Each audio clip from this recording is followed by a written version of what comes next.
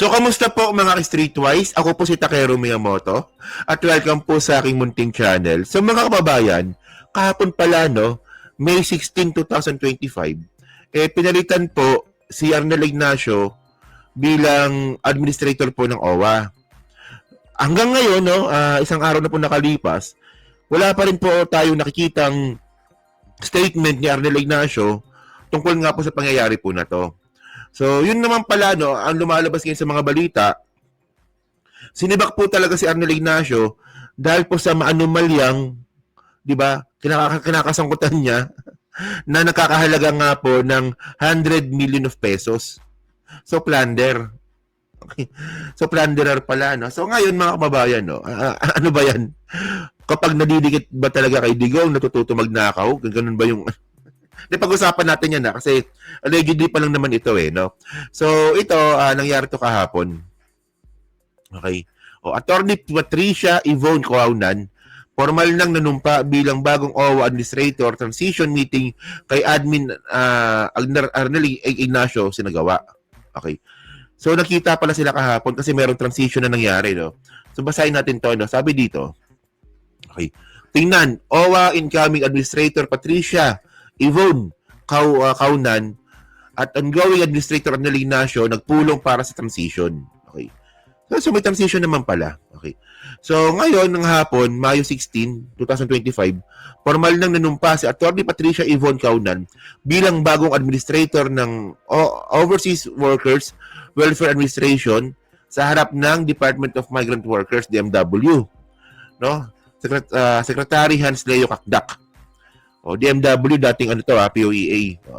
Bago ito nilaga sa bagong tungkulin, nagsilbi si Attorney Coaunan bilang Undersecretary for Policy and International Cooperation ng DMW, kung saan pinangunahan niya ang maraming pilisiya para sa kapakanan ng OFW. Okay. Bilang paghahanda sa kanyang pag-upo bilang pinuno ng OWA, nagkaroon ng transition meeting sina incoming Administrator Coaunan at outgoing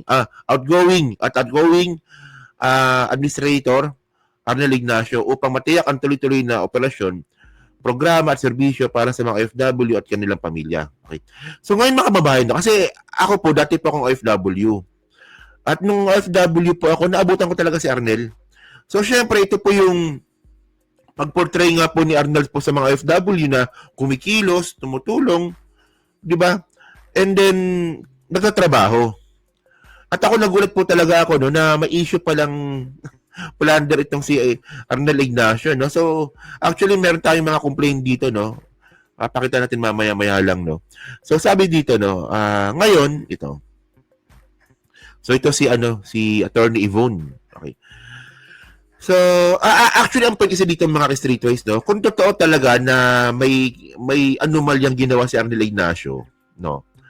Ang point natin dito, hindi na nga siya tinanggal bilang gabinete po ni PBBM kahit siya po ay isang DDS.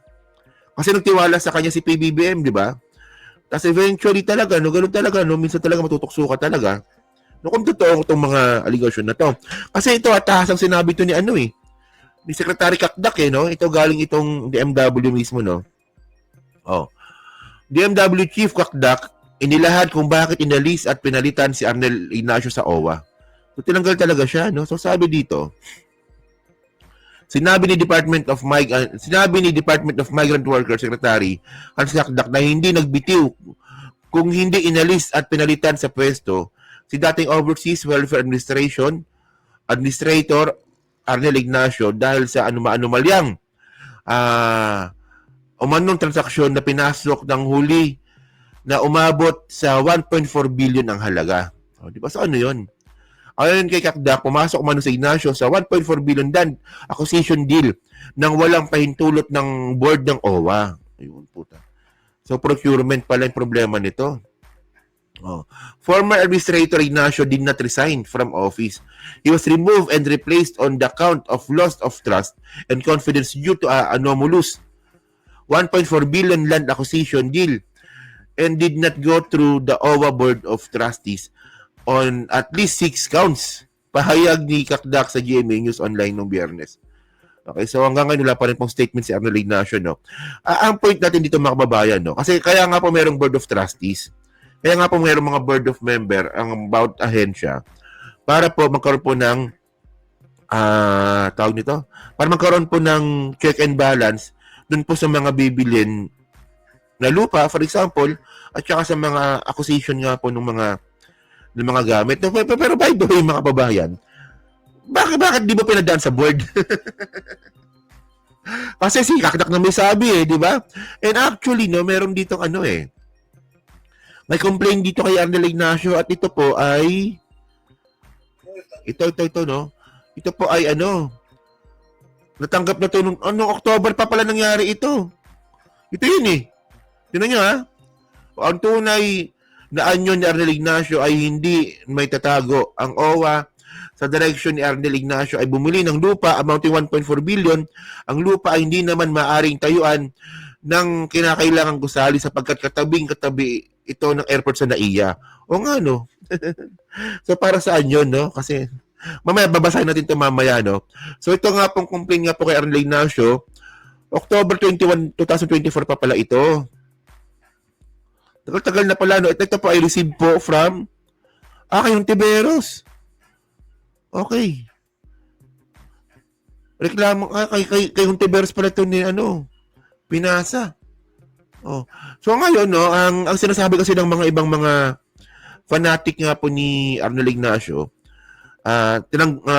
nag-resign daw si Arnel Ignacio kasi nga daw mga pasaway daw po yung OFW. Well, to be fair naman, no, kasi totoo naman talaga yun. Filipino will be Filipino. Kahit saan man tayo madako sa buong mundo, pasaway po talaga mga Pilipino. Alam ko po yan. OFW po ako na 10 taon. So ngayon, ang ginagamit po nilang video, yung lumang video nga po ni Arnel ata, ito, no? So, panoorin nyo ito, no? Na lagi na lang Wait. Yan. Ito pala. Ay, nako, Arnel, anong nangyari sa'yo? mga OFWs naman natin na lagi na lang isinasangkot yung sarili nila sa mga kalokohan, nananadyang gawin, basta gusto nila, gagawin nila, kahit alam nila mapapahamak sila. Utang na loob naman, alam nyo, hindi na ho namin malaman kung paano pa kayong i-remind, paano pa kayong asikasuhin, paano pa namin kayong pagsisilbihan. Ba? Merong pagpapanggap ng mga prostitute, nandiyan sa Sharjah, maguguba, iti-tiktok nyo pa. Ba? Tapos, ito na naman, siyempre, ano pang gagawin natin? Diba? Sasakluluhan kayo. Yung iba, makikipag-away pa, dahil pinapipilitan mag-cross country sila. Kahit na mapapahamak, pag napahamak naman, magsususumbong na naman kayo sa lahat ng mga television station, radio, pagkatapos iibahin nyo naman yung kwento, hindi nyo ikikwento yung kalokohan ninyo. Diba? Iba na pagtripan ng lumipad, tinignan lang kung ano meron doon, pagkatapos kung ano-ano na mga sasabihin. Actually, totoo naman ito sinasabi ni Arnel, no? Kasi, OFW nga po ko dati.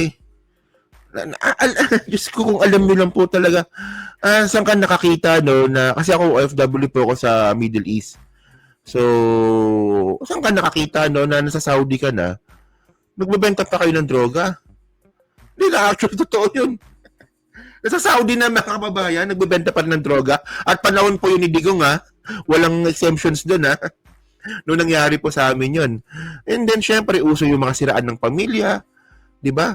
Ang dami pong pamilya na sira po sa pagiging OFW nung nasa Kuwait din naman po ako, ang dami din po nangyari po na ganun. Di ba? Tapos, bawal yung mga nakaspageti na babae. Makikita mo naman na nakaspageti na damit. Kapag binastos, magagalit, di ba? So, ewan ko ba. So by the way, mga kababayan, no, medyo nakapanginayang lang din kasi si Arnel Ignacio naman po kasi talaga, napaka-approachable na tao po nito. Kasi nung one time nga po, nung nasa Kuwait nga po ako noon, ano talaga to, nung pumunta sa Kuwait to, ang gusto niya pumunta, kung sinong pwedeng pumunta. Wala siyang pinipili na dapat ito lang. Hindi. Yung mga open, pumunta kayo. Makipag-usap kayo sa akin, may problema kayo dito. Ganun po siya. Oo. So, Kuwait ba ako? Saudi, no? Nakalimutan ko na. Tagal na kasi. So, ngayon mga kababayan kasi, di ba? Ganun talaga, no? Talagang, may mga pangyayari po talaga na talagang matutukso ka. Kasi ngayon, basahin ngayon natin to itong reklamo kay Arnel, no? Buti ka mo, hindi ito ginawa ng hearing ni Rizon Teberos, no? So, sabi dito, alakayan natin, okay, ito. Plunder, kami po ay concerned employees ng OWA. So, nagreklamo pala mga OWA pala. O mga empleyado pala ng OWA nagreklamo kung kalakihan natin. Yan. So, sabi dito, na nagsumite ng reklamo laban kay OWA Administrator Arnel Ignacio at Deputy Administrator Emma Sinclair. Okay, plunder na 100 million piso at paglustay na 1.4 billion sa property na hindi naman mapakinabangan. O nga naman, di ba? So, sabi dito, no, nag-create ng COLA, Committee on the Acquisition, ang COA, subalit si Arnel Ignacio at Emma Sinclair ang nasusunod sa acquisition ng lupa. Ang seller ay Medina family nagkaroon ng contract to sell kung saan nakasaad ang seller ay ang sasagot ng lahat ng taxes amounting to 100 million na nakasaad din ang mga obligasyon ng seller bago magkaroon ng deed of absolute sale. Ang contract to sell ay dumaan sa scrutiny at masusing pag-aaral ng mga abogado ng board parties. Hindi pa naman nag-comply ang seller. Hindi pa naman nag-comply ng seller ang mga documentary requirements ay pinilit ni Ignacio at Sinclair na pirmahan ang deed of sale para mabayaran ang seller ng 50% upon signing the deed of sale and final payment upon release ng certificate of authorizing registration. Diba? So, yun, no? Sa deed of sale nakalagay din gaya ng contract to sell na ang seller ang magbabayad ng taxes na halagang mahigit 100 million piso. Dumaan ulit sa masusing review ng magkaibang party ng deed of sale.